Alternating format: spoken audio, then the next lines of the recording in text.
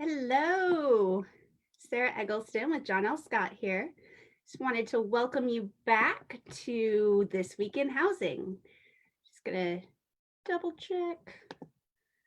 This is rolling. Perfect. All right. Well, thank you so much for joining me. I really appreciate it. I am excited to be back. I did take last week off because it was my 8th anniversary. So we went camping and so I took a week off, but going forward, these updates will be on Fridays at 3 p.m. For this foreseeable future. If I have to skip a week, I'll let you know ahead of time. But I'm very excited about what's going on today. So let's jump into it.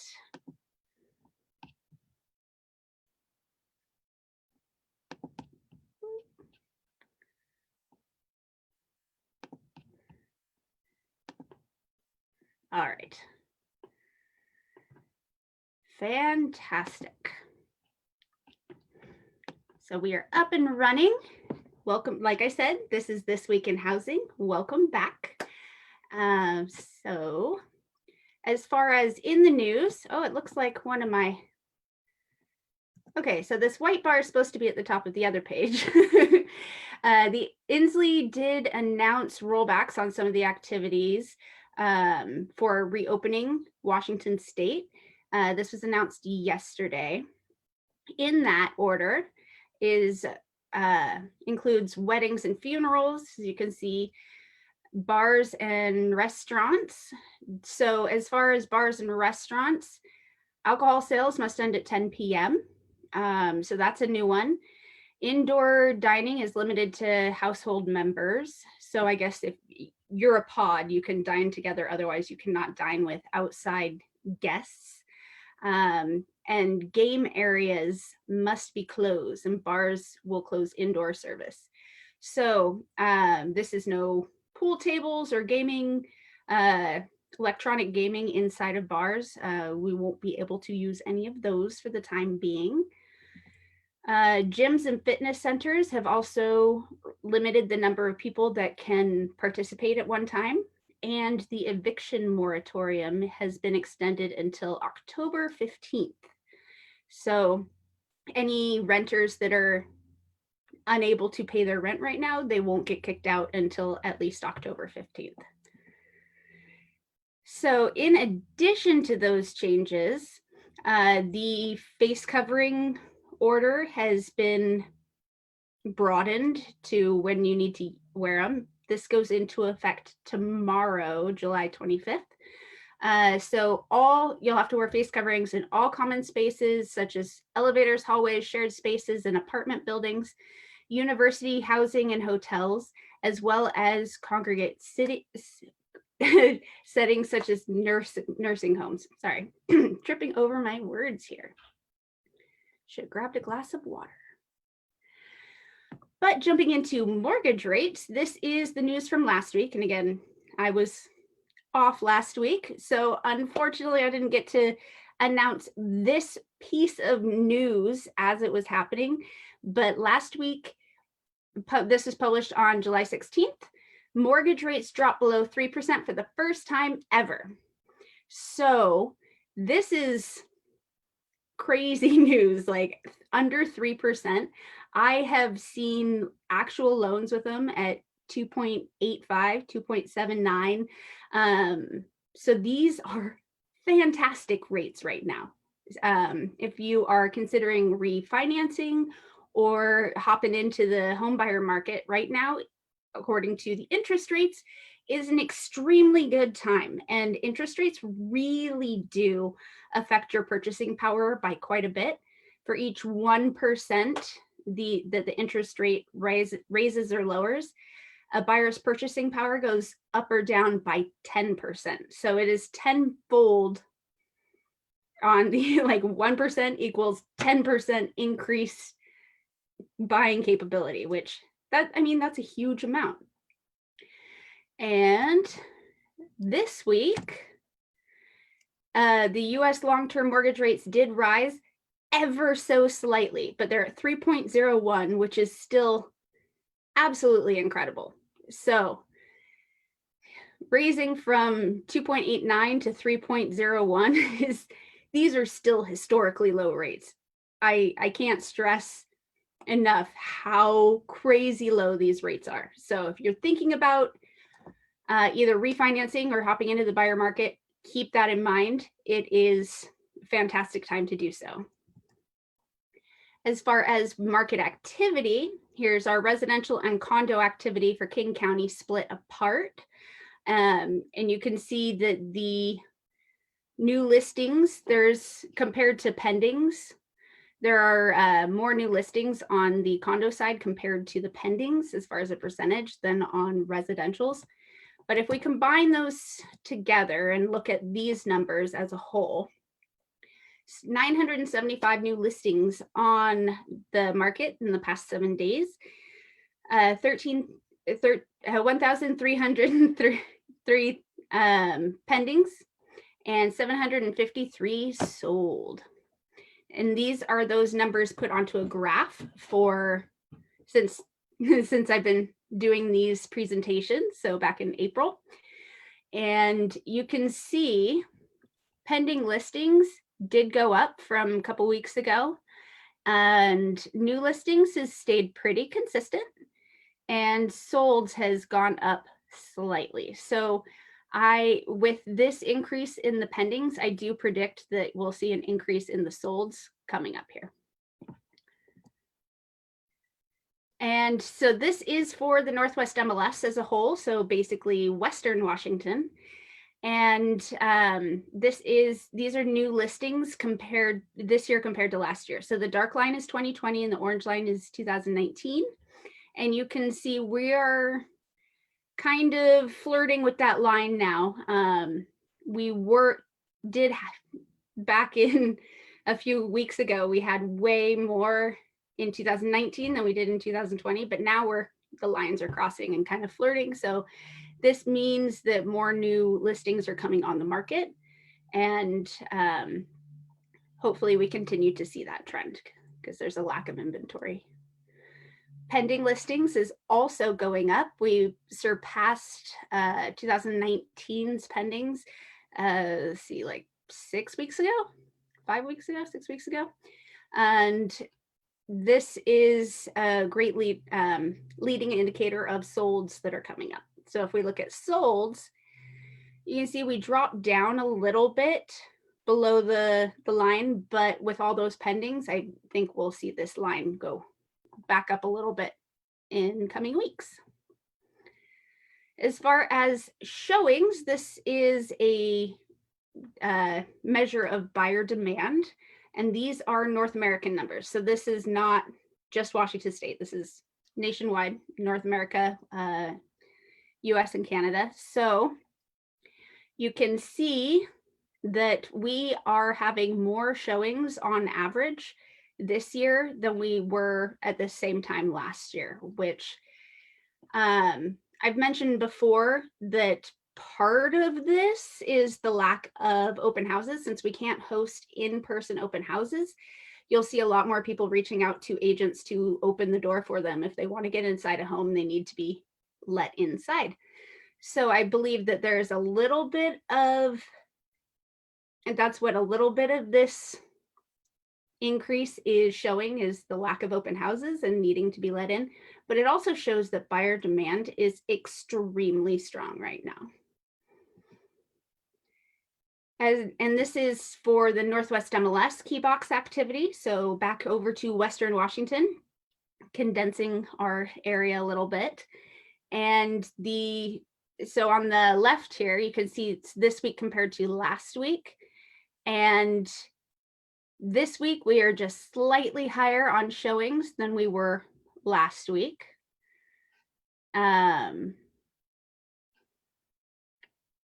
But on average, it looks like we went down 3%. I guess that's because of this little tail over here. But from last year at this time, we're kind of, you see, we're flirting with that line again. We're right on schedule. So our showings from last week went down 3.67%, but the week before they went up 31%. So the dip down is not, much in comparison to the rise the week before. For unemployment, for layoffs in Washington, layoffs decreased this week by 24%. So that is fantastic news.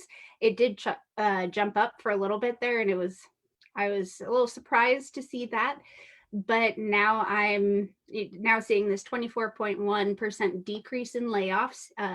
That is good news. It means that businesses are finding ways to adapt and run their business, even with all the challenges going on.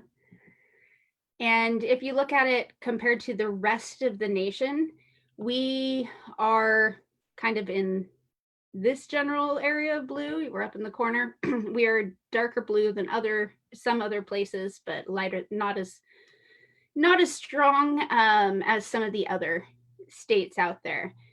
But a few weeks ago, this was in the orange. So this is really good to see the dark blue getting darker, or the blue getting darker. And for unemployment numbers, so one number that you'll hear a lot on the news is cumulative filings for unemployment. This is not really an accurate representation of what is going on for the current unemployment numbers. So that orange line, 51 million cumulative new filings since March. That's a huge number. However, the blue is the current filings. So the blue is the current people collecting unemployment. So there were some people that applied for unemployment that didn't qualify, or they've gone back to work, and so they're no longer collecting. And so you can see the blue line is those that are collecting unemployment currently, and we are definitely in a downward trend there. Now, this is a very interesting graph. I've heard a lot of fear about what could happen in the housing market over the next couple of years because of the unemployment rates. And I did a little digging. I listened to a talk on it as well. And my findings were actually really interesting. So the orange is the unemployment rate compared to home sales in blue from the late 80s to last year. And you can see that home sales, they went up gradually till about 2005 and then started to dip. And that's the beginning of that housing crash. And then they start to improve again. But it doesn't really follow the orange unemployment line. But if we zoom into where it does, it should be opposite, because more home sales, higher unemployment. Yeah. So if we zoom into this portion here, we're right at the 3 where the housing crash kind of started. This is interesting, and we'll add a third line, which is mortgage availability, because you can see that this line is kind of following the opposite line of home sales. But what it follows even more closely is mortgage availability. So back in 2008, 2009, there were a lot of restrictions that went into place for loans. And it made it a lot harder for people to get loans. Before that, you just walked in, said, I make blank per year. And they said, okay, here's the home you can buy, or here's an amount you can purchase with. And it wasn't really verified. Like there was just not a lot of verification. It was kind of a hearsay sort of thing. Anyone could walk in and get a loan. When they added those restrictions in 2008, home sales did decrease because there were a lot of people that couldn't get a loan then. Yes, the economy was not in the strongest state at that point, but it was also way harder to get loans. And while it has eased up slightly, most of those restrictions are still in place. So that is a protection for homeowners in America. Excuse me. That basically they make sure you can make your mortgage payment before they give you a loan, which they weren't necessarily doing before. So there was a lot of people that owned homes that shouldn't have. And yeah, so we see it harder to get loans in this general area. Moving on to consumer habits. So in the United States, total spending by consumers as compared to January 1st, 2020. So all of these started the baseline spending for January 2020. And you can see the only thing that really went up a lot here is groceries, arts and entertainment, hotels, transportation. All of that went down on people's spending. But I thought this was very interesting. The shelter in place impact on savings. Only 12% said, no, I'm spending less, but my income has dropped. 25% said I'm earning the same, but spending more money. But 63% said, yes, I'm saving more money. So this is interesting to see because I know that the stimulus was meant to be spent and go back out into the economy, but it looks like 63% of people are spending less now than they were prior to the pandemic. So people's savings are increasing. And yeah, I just thought that was a really interesting thing to see. So purchase applications, these are people who are going to the bank saying, or reaching out for a mortgage and saying, I would like to buy a home coming up soon here. So this is a great leading indicator of buyer demand that's upcoming. And we've had 10 straight weeks of year-over-year increases on purchase applications. So there are way more applications going in for mortgage loans than last year. And this is, again, signaling very strong buyer demand. A lot of this is pushed by those low interest rates. And this housing market recovery index, this, I'm not going to pretend to know the math that goes into this, but it combines supply, demand, price, and the time on market. And the baseline is February. So they're saying in February 1st, the pandemic had not affected our housing market at all. So that's going to be our baseline. And you can see demand was going up in the early part of the year. And once the news of the pandemic hit, it really went down. People were just trying to figure out what in the world was going on. And they were forced to stay at home. Real estate was non-essential in Washington for like 3 days. So there was a lot happening here all at once, but it all ended in people not wanting to buy and sell homes. And just because of the uncertainty. And as we move forward, we hit of May, and that buyer confidence, the seller confidence started to increase again. And we are now above where we were February 1st on the housing market recovery index. And so this is talking about mortgages in forbearance, and it fell for the 3rd week in a row, which is great to see. So the government said you can go into forbearance with any of your mortgage loans, but that just tacked on your payment till the end of your forbearance. So seeing so many people come out of their forbearance so quickly is really encouraging to see, because it basically doesn't mean they end up at the end of the 6 months or a year with a massive, massive bill that they have to figure out how to pay. So these people are catching up on their payments and then continuing on with their normal mortgage payments. So that is really encouraging to see as well. And so forbearance, it can I hesitate to suggest that for anybody. It's really not a great idea unless it's an absolute last resort. But if you have entered forbearance and you're unsure of how you're going to pay that big bill at the end of it, and you're looking at a possible foreclosure, there are alternatives to foreclosing on your property.